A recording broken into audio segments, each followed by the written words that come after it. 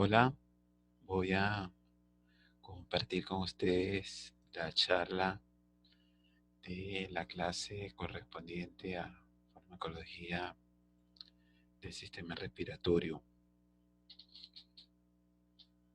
Cualquier pregunta será bienvenida. Mañana yo estaré en el horario correspondiente a la clase en la mañana y esperaré para chatear con ustedes a través del sistema Zoom. Así que bueno, vamos a hablar de la farmacología de enfermedades relacionadas con el sistema de las vías aéreas. Asma, enfermedad pulmonar obstructiva crónica, hipertensión pulmonar y tos. Vemos que el asma es enfermedad caracterizada por la existencia de obstrucción reversible, inflamación y aumento de la reactividad de las vías aéreas.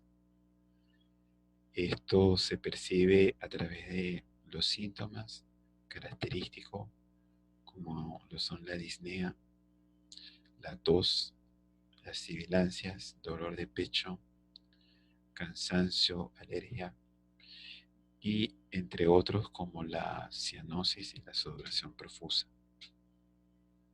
Las vías aéreas, donde obtenemos que el músculo liso bronquial va a permanecer obstruido y esa contracción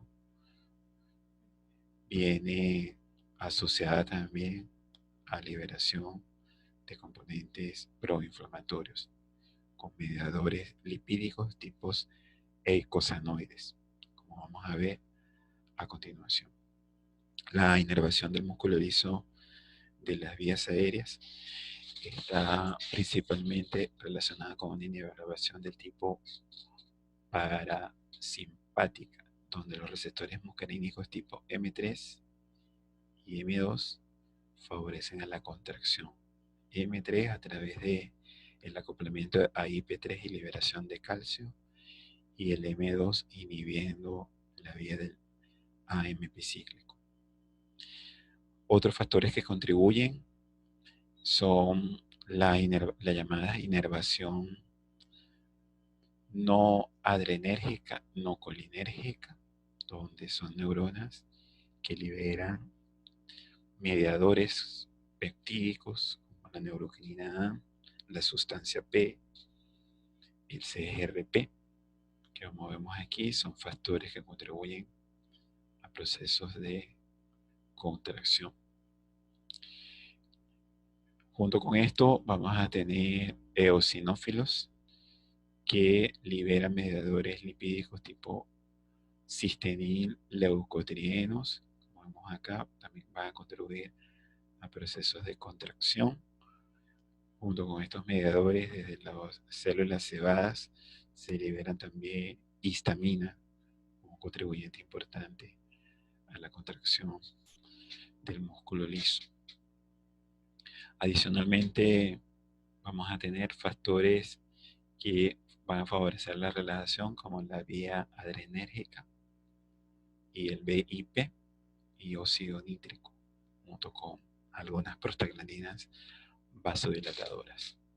Entonces vamos a ver que es un balance contracción-relajación, donde ahora el asma va a favorecer los procesos de contracción e inhibir posiblemente los procesos de vasorelajación. Varios factores van a inducir a este proceso, como son factores ambientales en el ambiente, como alérgenos, factores en el estilo de vida y algunos factores predisponentes de tipo genético que contribuyen a la hipertrofia e hiperplasia del músculo.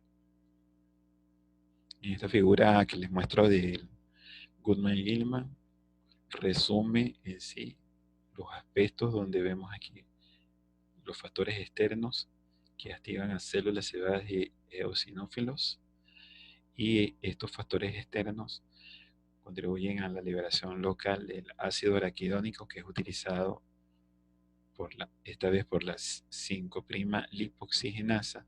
Esa 5' lipoxigenasa es la precursora de los leucotrienos tipo LTC4, LTD4 y LDE4, que actuando sobre sus receptores van a favorecer procesos de broncoconstricción, secreción de moco, exudado plasmático y reclutamiento de eosinófilos que van nuevamente a retroalimentar positivamente a este sistema. Las pruebas que se hace del asma, una prueba principalmente de tipo espirométrica, donde se mide lo que es la capacidad pulmonar total y el volumen corriente, donde va el paciente a respirar por una boquilla, de acuerdo con los requerimientos que le haga el médico. Estas pruebas permiten evaluar lo que llaman un perfil clínico del asma para diferenciarlo de lo que es una EPOC.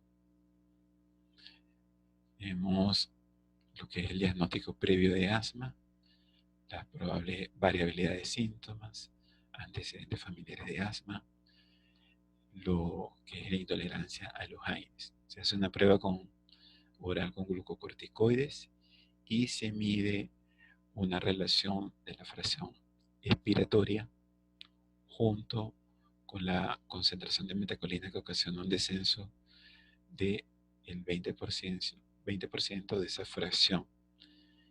Ahí podemos decir que estamos hablando de una situación de asma.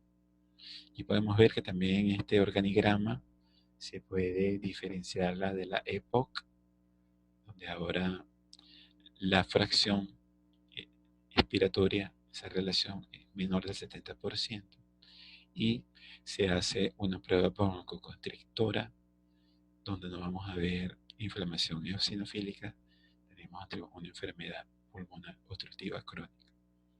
Y si hay tendencia a tabaquismo y obstrucción del flujo de las vías aéreas, entonces podemos ver también pruebas donde hay solapamiento de las dos enfermedades. Así, el tratamiento del asma va a ser el de evaluar, inhibir los procesos relacionados con el broncoespasmo o inhibir procesos de hiperreactividad e inflamación. En la primera fase, donde los desencadenantes son los alérgenos o estímulos específicos, donde participan los alérgenos y hay un broncoespasmo, son factores corregidos principalmente por la acción de agonistas de los receptores beta 2 adrenérgicos y antagonistas de los receptores de leucotrienos. Esta figura del RAN les muestra también la teofinina, que es un fármaco que se utilizó ampliamente para el tratamiento del asma, pero que yo no les voy a exigir, ya que en los últimos años ha estado en desuso. La fase tardía, donde hay un componente inflamatorio y de hiperreactividad, es inhibido principalmente por glucocorticoides. Estos también inhiben una parte de la fase inmediata, que es la quimiotasis. Así vamos a tener que los fármacos en el tratamiento del asma son broncodilatadores, los beta-2 adrenérgicos y los anticolinérgicos, los antiinflamatorios y otros donde me voy a enfocar principalmente al omalizumab, que es un anticuerpo. Empecemos así. Fíjense que en este archivo de bronconeumología de la Guía Española del Manejo del Asma, sus objetivos son prevenir los síntomas diurnos y nocturnos tras un ejercicio, el uso de agonistas de acción corta, no más de 2 días a la semana, mantener una función pulmonar normal o casi normal, sin restricciones en la vida cotidiana y para realizar ejercicio físico, y cumplir las expectativas de los pacientes y sus familias. El riesgo futuro es prevenir las exacerbaciones y la mortalidad, minimizar la pérdida progresiva de la función pulmonar y evitar los efectos adversos del tratamiento. Entonces fíjense que en el primer escalón, en todos los escalones hay una educación, control ambiental, y se habla de lo que se llama el escalones 1 y 2, donde vamos a ver que hay un beta-2 adrenérgico de acción corta, mientras se le va agregando un antileucotrieno. Ya en el escalón 3 tenemos los glucocorticoides inhalados a dosis baja, más el agonista beta 2 de acción larga. un escalón 4 con glucocorticoides inhalados a dosis medias, más agonista beta-2 adrenérgico de acción larga. Tenemos un escalón 5, donde se añade el anticuerpo omalizumab, y un escalón 6, donde también hay un glucocorticoide inhalado con agonistas de acción corta más el omalizumab. Al hacer esta guía del año 2009, les muestra todavía en algunas situaciones el uso de la teofilina. Bien, de estos broncodilatadores los podemos dividir en los llamados SABA, que son broncodilatadores de acción corta, los beta-2 agonistas, y los SAMA, que son broncodilatadores de acción corta pero anticolinérgicos. Tenemos SABA para los beta-2 agonistas y los SAMA para los anticolinérgicos. Aquí algunas de sus presentaciones para vía inhalatoria. De los beta-2 agonistas vamos a tener al salbutamol y la terbutalina. Para los de acción larga, salmeterol y formoterol. Para los antimuscarínicos de acción corta, el ipratropio. Estos agonistas beta-2 adrenérgicos de acción corta se dan por vía inhalatoria y nebulización, y los de acción larga, cuyo inicio de acción es de 10 a 20 minutos, y fíjense que la duración de acción es de alrededor de 12 horas. Los anticolinérgicos también por vía inhalatoria, y vamos a conseguir también combinaciones por vía inhalatoria, un inhalador presurizado de fenoterol más ipratropio. Vamos a ver más tarde que también hay esteroides por vía inhalatoria, dependiendo son polvo seco por nebulización o inhalador presurizado. Es un agonista beta-2 adrenérgico, actuando, su mecanismo de acción consiste en tener las mismas acciones de la vía adrenérgica, estimulando la vía de la adenilciclasa y aumentando el AMP cíclico, que va a favorecer la relajación muscular. Esto se opone fisiológicamente a las acciones de la acetilcolina, que favorece el proceso de contracción muscular. Entonces vemos aquí las divisiones, como la duración prácticamente duplican los de acción prolongada a los de acción corta. Estos son, mientras que estos son por administración a demanda, estos son por administración pautada. Hay unos recientes que son profármacos, como el bitolterol y bambuterol, que tienen gran estabilidad metabólica, que se administran una vez al día.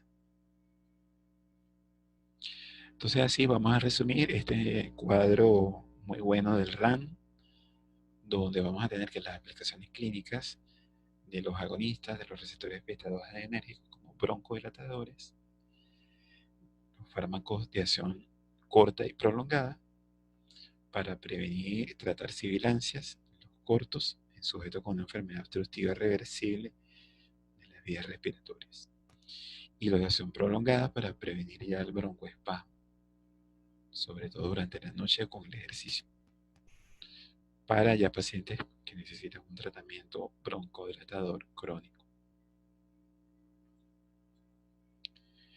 ¿Qué efectos secundarios? Bueno, ya ustedes conocen que un efecto secundario relacionado con la acción de fármacos que actúan sobre el sistema beta-adrenérgico puede estar relacionado con temblor muscular, que hay un efecto directo sobre los receptores beta-2 del músculo estriado, taquicardia, que hay receptores beta-2 en aurículas, y por un reflejo por vasodilatación beta-2, hipocalemia, que es el beta-2 actúa sobre la captación de potasio en músculos esqueléticos, pueden producir inquietud, hipoxemia, por un cambio en la relación de ventilación-riego de la vasoconstricción pulmonar, y pueden producir efectos metabólicos, ya que recuerden que la adrenalina y la noradrenalina favorecen el aumento de los ácidos grasos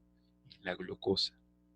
Que hay un control importante de la vía adrenérgica sobre la secreción principalmente de hormonas pancreáticas, principalmente la insulina. Ahora, con relación a los anticolinérgicos, vemos aquí, si sabemos que a nivel de la vía bronquial, el músculo liso bronquial, la acetilcolina actúa favoreciendo la contracción del músculo liso por aumento de los niveles de calcio. Entonces, un antagonista debería impedir esa acción broncoconstrictora. Entonces, sus efectos adversos, estamos antagonizando la vía colinérgica, producir los efectos característicos de inhibir la vía parasimpática, como la sequedad de garganta o boca, el sabor metálico y algunas cefaleas leves. Así tenemos todo este nivel, nuestro receptor colinérgico a nivel del músculo liso por inervación del parasimpático y tenemos la inervación simpática, vemos la acción de la noradrenalina. Va a producir entonces lo que es la broncodilatación. El nervio parasimpático va a estimular, tiene mayor estimulación parasimpática sobre el sistema. Entonces, bueno, sequedad de garganta o boca, sabor metálico y cefaleas leves para los antagonistas de esta vía. Ahora pasamos a los corticoides inhalados. Tenemos los corticoides, la estructura principal de un corticosteroide o corticoide, la figura del Goodman-Gilman, donde ellos van a modular, disminuyendo lo que es el número de células de eosinófilos porque activan su muerte celular, disminuyen citocinas, el número de células cebadas, de citocinas liberadas por macrófagos y número de células dendríticas. Esto contribuye a que disminuyan mediadores que reclutan células epiteliales, aumentan la síntesis de receptores beta 2, porque resulta que estos estimulan elementos genéticos a nivel nuclear que favorecen la biosíntesis de estos receptores, van a disminuir la biosíntesis de citocinas y disminuyen la secreción de moco. Así tenemos que, desde el punto de vista farmacocinético, los principales corticosteroides que se inhalan casi de 10 a un 20% a nivel de las vías aéreas, pueden pasar también al tubo digestivo. Y ellos podrían pasar a circulación general y tener un efecto secundario generalizado.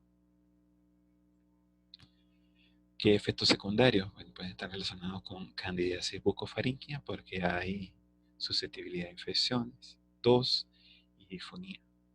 Los sistémicos pueden estar relacionados con la supresión de la vía adrenal, del crecimiento, la equimosis, osteoporosis, cataratas, glaucoma y neumonía. Pueden producir anormalidades metabólicas y trastornos psiquiátricos. Un grupo muy importante que se ha estado hablando este año, que ya les voy a mostrar el porqué, son llamados antileucotrienos. De ellos, los representantes son el Montelukast y Zafirlukast. Van a producir un bloqueo del receptor de unión al leucotrieno, produciendo desinflamación.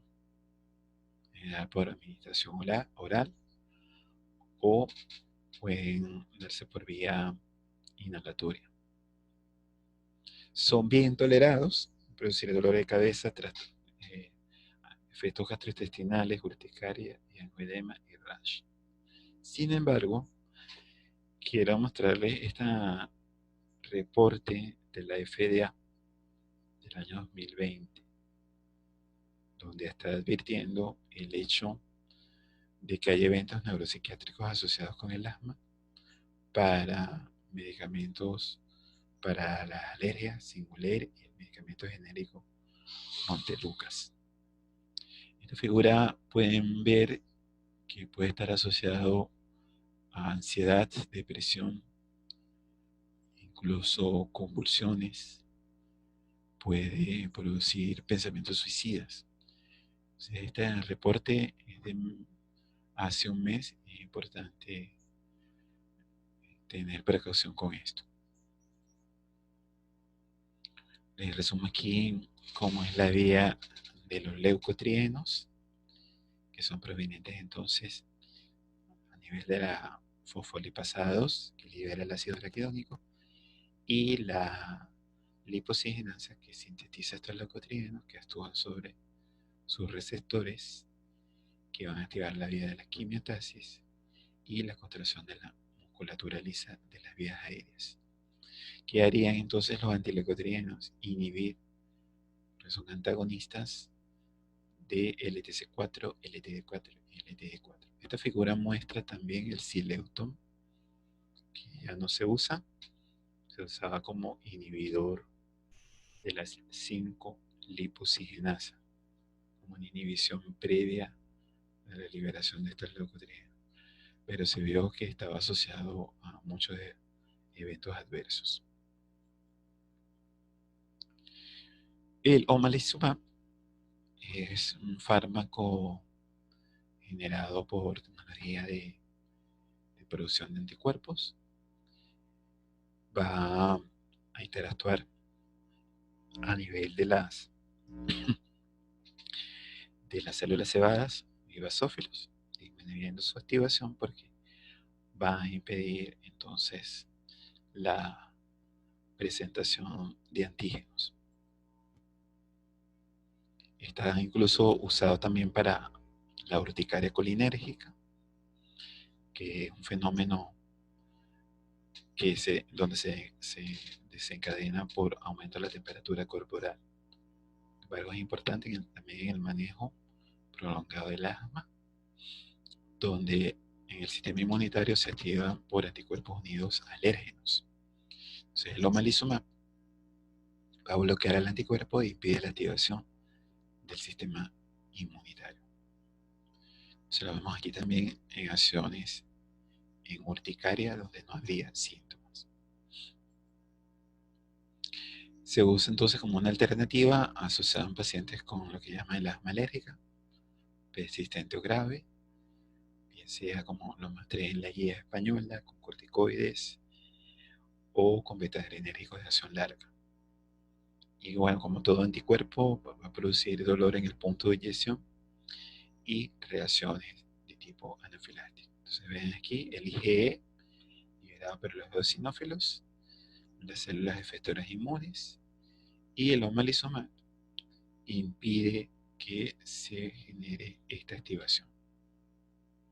Vemos aquí nuevamente que en compañía de los antileucotrienos, estos potenciarían la acción junto también con los corticosteroides y los agonistas beta-2 adrenérgicos que actúan sobre el proceso de inflamación.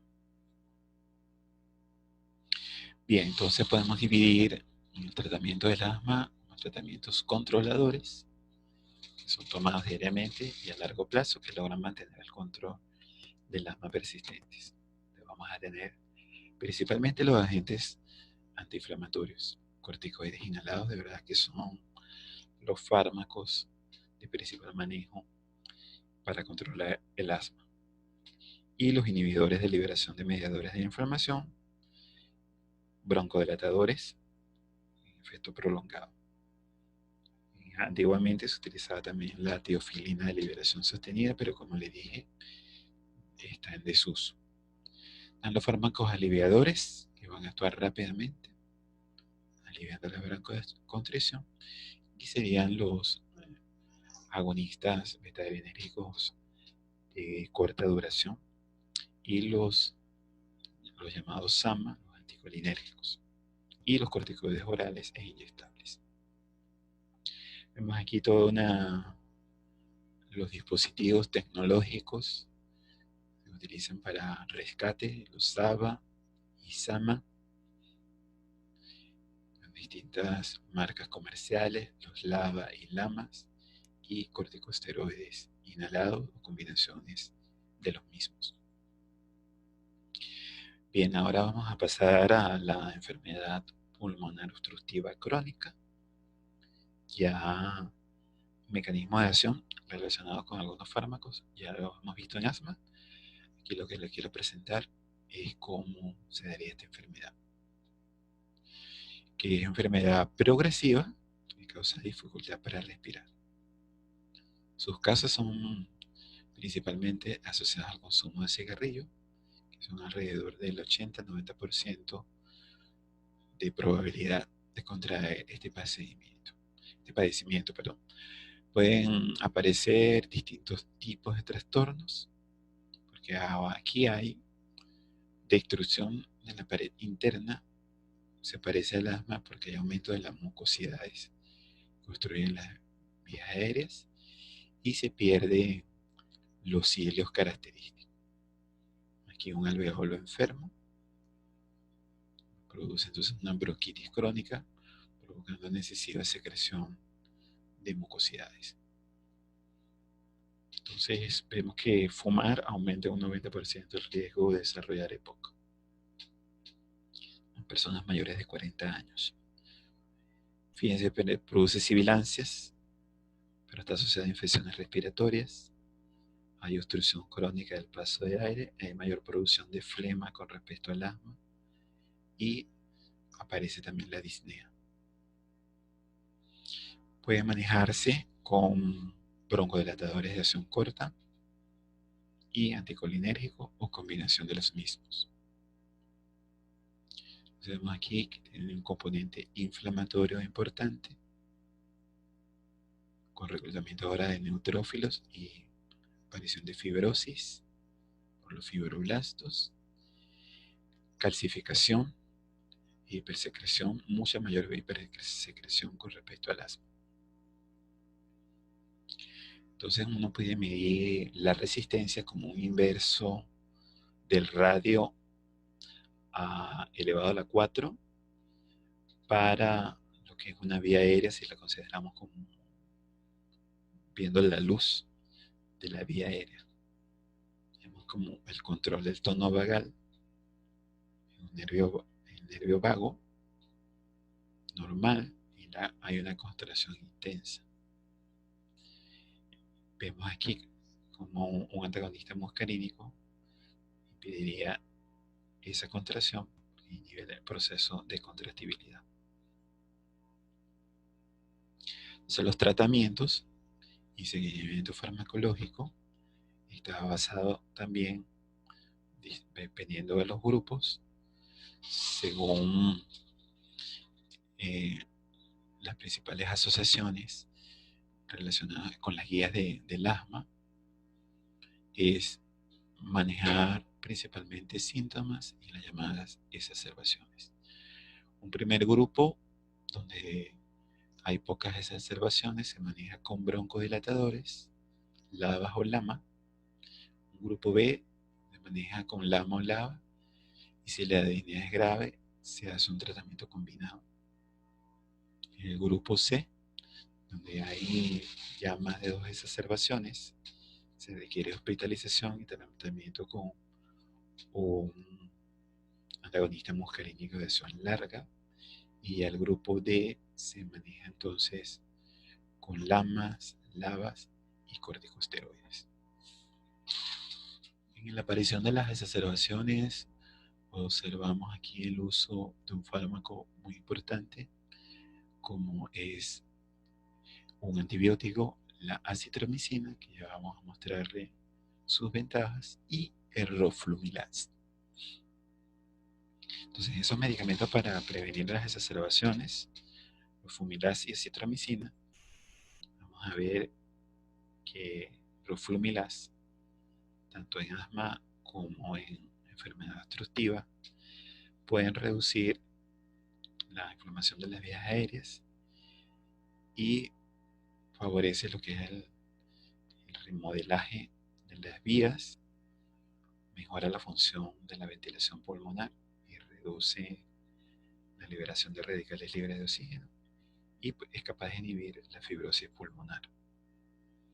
¿Qué hace exactamente el roflumilaz? El roflumilaz, a través de la vía de las fosfodiesterasas, tenemos que un receptor que se activa por esta vía, un receptor adrenérgico, es capaz de estimular vía proteína G a la adenilil ciclasa, que va a aumentar los niveles de AMP cíclico. El sistema determina la reacción porque se degrada el AMP cíclico por reacción de una fosfodiesterasa, que es la fosfodiesterasa 4. Roflumilaz va a inhibir a esta fosfodiesterasa, produciendo un incremento importante de los niveles de AMP cíclico. Esto va a producir una relajación del músculo liso bronquial y el efecto farmacológico final es la inhibición de fibroblastos, remodelamiento e inhibición de los mediadores inflamatorios y la disminución de células de macrófagos y neutrófilos. Sus efectos adversos son diarreas, náuseas, mareos, dolores de cabeza y de espalda, espasmos musculares, junto con disminución del apetito y un temblor incontrolable de alguna parte del cuerpo.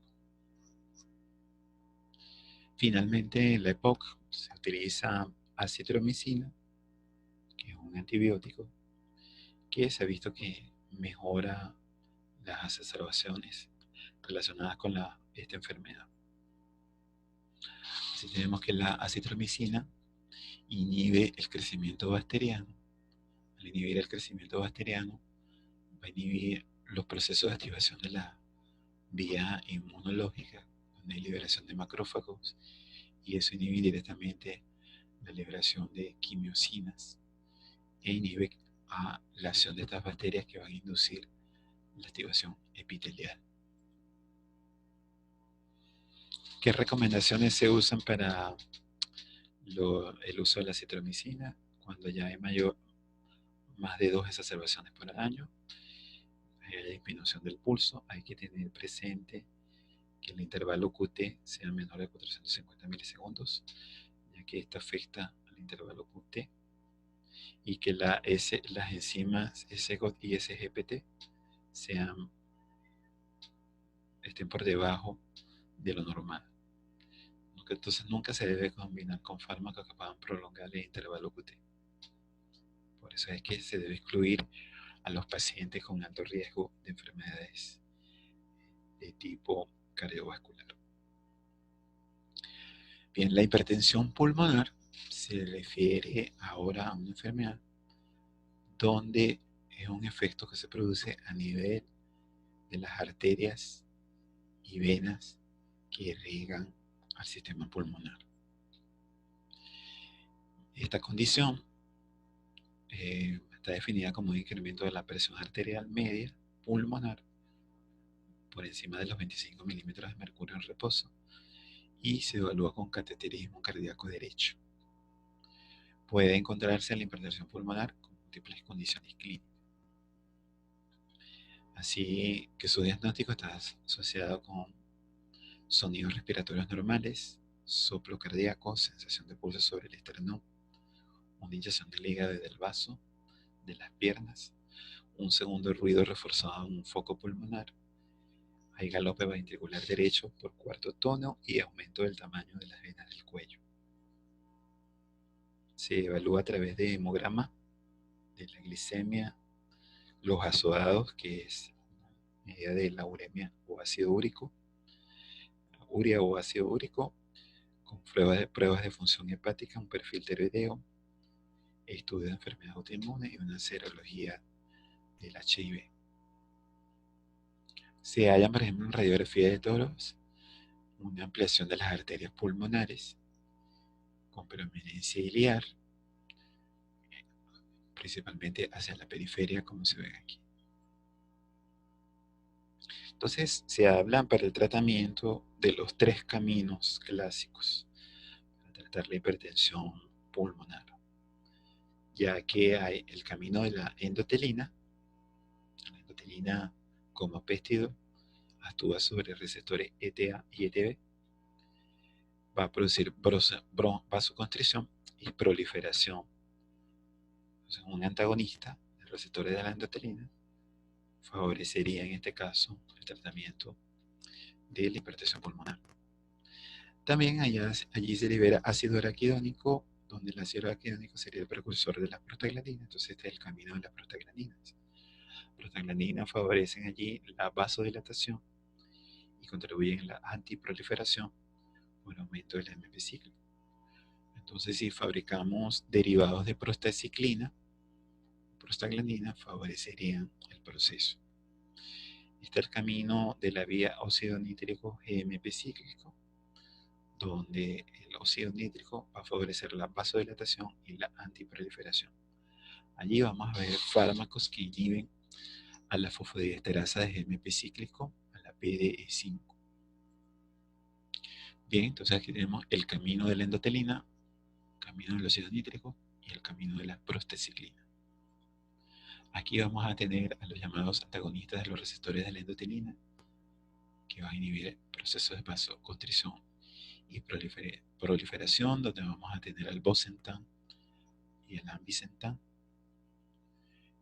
El camino del óxido nítrico, donde vamos a tener a los inhibidores de la fosfodiesterasa 5, el sildenafil, tadalafil y riociguat.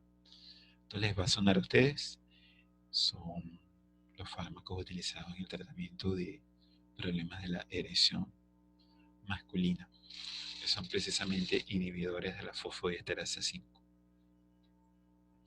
De hecho, el diseño de estos fármacos fue inicialmente para tratar este tipo de enfermedad. Ya sus efectos sobre la erección fueron accidentales. Camino de la prostaciclina sería con análogos de la prostaciclina, como el epoprostenol, el iloprost, el treprostinil y el selecipac. Aquí les voy a ir mostrando en este cuadro, porque ya no aparece en los textos. Es importante que se estudien estas láminas para este tema.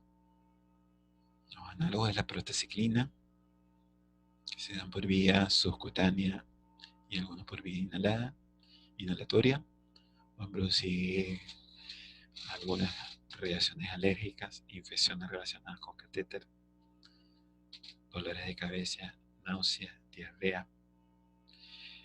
Mientras que selecipac, que es un agonista del receptor de la prostaciclina, está asociado también con reacciones alérgicas, con dolores de cabeza, diarrea.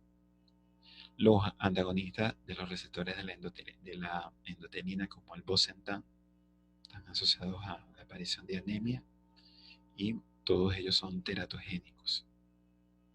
Los inhibidores de la fosfodiesterasa E5, como el sildenafil y el tadalafil, por su efecto vasodilatador característico, producen cefaleas, congestión nasal, pueden producir alteraciones visuales. Un estimulador de la guaniciclata soluble, que es el riociguat, produce también dolores de cabezas y hemostosis, discinesias, y al ser combinado con nitratos o inhibidores puede incrementar el riesgo de hipotensión. Todos estos. Entonces vemos así que son tres vías. Una vía está asociada a la estimulación del óxido nítrico, una vía a inhibir la vía de la fosfodiesterasa para estimular nuevamente las acciones del ácido nítrico y producir relajación vascular e inhibición de la remodelación. Bueno, nuevamente aquí están los análogos de la prostaciclina, que producen principalmente reacciones relacionadas con catéter, dolores de cabeza, náuseas y diarreas. Voy a mostrarles aquí cómo el selecipac, como metabolito activo, muestra un efecto antiproliferativo y vasorelajante. Él tiene una actividad principalmente como agonista parcial. Su metabolito activo es capaz de amplificar más esta señal, ya que el CLC-PAP puede afectar también la vía de la internalización. Pero su metabolito activo tiene lo que se llama un agonismo tendencioso. Bueno, este es el Bosentan, en el que se van a aprender ustedes como fármaco característico del antagonismo de las vías de la endotelina. Y veanlo aquí como inhibiría entonces el proceso vasoconstricción asociado al péptido endotelina. Por último, vamos a ver el tratamiento de la tos. El tratamiento de la tos se refiere principalmente al tratamiento de la tos seca. Es un mecanismo importante la tos asociado a procesos donde hay irritabilidad. Puede estar asociado a resfriado común, sinusitis o una enfermedad respiratoria de las que hemos mencionado. Y así vemos cómo se produce la tos. Hay una excitación recibida del tejido pulmonar que va vía el nervio vago hacia el bulbo raquídeo. Estos impulsos hacia el bulbo raquídeo es enviado a una señal hacia el diafragma, donde los músculos intercostales y abdominales se contraen y elevan la presión dentro del tórax. Y eso hace que haya una extracción del aire, y el aire, al no poder salir, con unas glotis cerradas, va a aumentar entonces las vías aferentes situadas entre el epitelio bronquial y poner en marcha lo que ayuda a bronquios y alvéolos, por medio de este tipo de reflejo, a que desocupen el aire, moco y otras sustancias. Entonces, ¿quiénes participan? Sustancias extrañas que contribuyen a esa hiperreactividad, y a nivel de mediadores que también contribuyen a estos reflejos, a esta vía aferente. De ellos tenemos agentes irritativos, inflamatorios, agentes mecánicos, obstructivos, como el asma, no pulmonares, como irritación de la pleura, el diafragma, irritación del conducto auditivo externo, la sinusitis, agentes psicógenos, importante. Y según el tiempo de permanencia, podemos hablar de una tos aguda o tos crónica recurrente. Según sus características, vamos a hablar de una tos irritativa, la tos ronca o perruna, y la llamada tos productiva, cuando se expulsa secreción, y una tos húmeda no productiva, cuando no se expulsa secreción. Bien, los antitusígenos van a controlarse a nivel de dos vías: a nivel del sistema nervioso central, con narcóticos, análogos de la codeína y la hidrocodeína, todos análogos opioides. También está el dextrometorfano. Y periféricos, como los antihistamínicos de fenidelamina y prometacina. Nuevamente tenemos aquí el sistema nervioso central y en pulmones la vía aferente, donde hay receptores que se activan mecánicamente, procesos de broncoconstricción, y los irritantes ambientales que llevan esta vía aferente al núcleo del tracto solitario. Y de las vías subcorticales y del tallo cerebral van a activar a las motoneuronas que activan a los músculos respiratorios asociados a la tos, este movimiento diafragmático.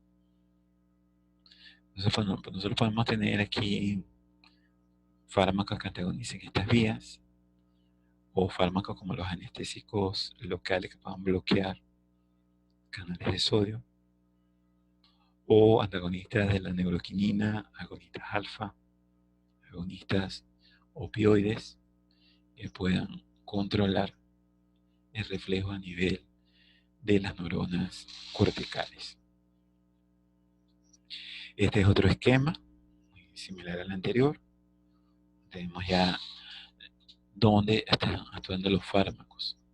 Fármacos como la lidocaína inhibirían a nivel de canales de sodio, inhibirían esta vía de transmisión de la conducción nerviosa. Los opioides, que llamaríamos las nociceptinas, que inhiben a todas estas sustancias que se liberan a través de las acciones del núcleo del tracto solitario. Así tenemos, todos los antitussígenos son aquellos capaces de disminuir la frecuencia e intensidad de la tos. Clasificamos de acción periférica y de acción central. De acción central, entonces, deprimirían el centro de la tos. Más la estructura química: la codeína, dextrometorfano, cloperastina, levodopromicina, que serían los opiáceos y los no opiáceos. Entonces, su efecto supresor de la tos va a deberse entonces a inhibir el centro respiratorio del bulbo raquídeo. Codeína, dihidrocodeína, folcodina, noscapina, dextrometorfano y dimemorfano. Van a estudiarse codeína, dihidrocodeína y dextrometorfano como fármacos representativos. La codeína, que es un derivado del opio, en jarabes, gotas y cápsulas. Y vemos aquí las dosis en el adulto y en niños. Sus reacciones adversas como opiáceo asociadas a la sedación, a trastornos gastrointestinales y náuseas. Estar contraindicado en el embarazo y en la lactancia. Dextrometorfano, que carece de actividad analgésica, análogo de la codeína. Tienen que tener extrema precaución en pacientes tratados con antidepresivos. Y se ha observado desde el punto de vista farmacogenético que hasta el 10% de personas caucásicas son metabolizadores lentos. Vemos aquí las dosis. Y se elimina principalmente a través de la metabolizada a nivel metabólico, y también tiene un metabolismo, se excreta a nivel renal. Está contraindicado en asmáticos y personas con enfermedad hepática. Puede producir disnea y adormecimiento. La dihidrocodeína es análogo de la codeína, tiene características similares a la codeína, pero sin efecto adictivo. Puede estar contraindicado en asmáticos y en personas con enfisema. Puede causar insuficiencia respiratoria, puede producir daño hepático y afecta el estado de alerta. Bueno, este es limemorfano, se lo traigo para que vean que hay un análogo del dextrometorfano. También puede producir somnolencia y cansancio. La folcodina tiene propiedades farmacológicas similares a la codeína, pero con una vida media más prolongada, que también se da por vía oral. Vemos aquí ahora los antitussígenos no opioides, que van a inhibir principalmente la respuesta que viaja por el nervio vago. Aquí tenemos al bromuro de hipratropio, a la difenidramina, que son antihistamínicos, a sustancias relacionadas con la sustancia P, benzonactato, el fomodibeno, la cloperastina. Entonces tenemos antihistamínicos, H1 y H2, el bromuro de hipratropio, que tiene actividad antitussígena porque inhibe la broncoconstricción que dispara el acto reflejo de la tos. y sus usos clínicos son en la tos seca no productiva y en la tos congestiva no productiva. Bueno, jóvenes, este es el tema relacionado con la farmacología pulmonar. Espero sus preguntas para el día de mañana.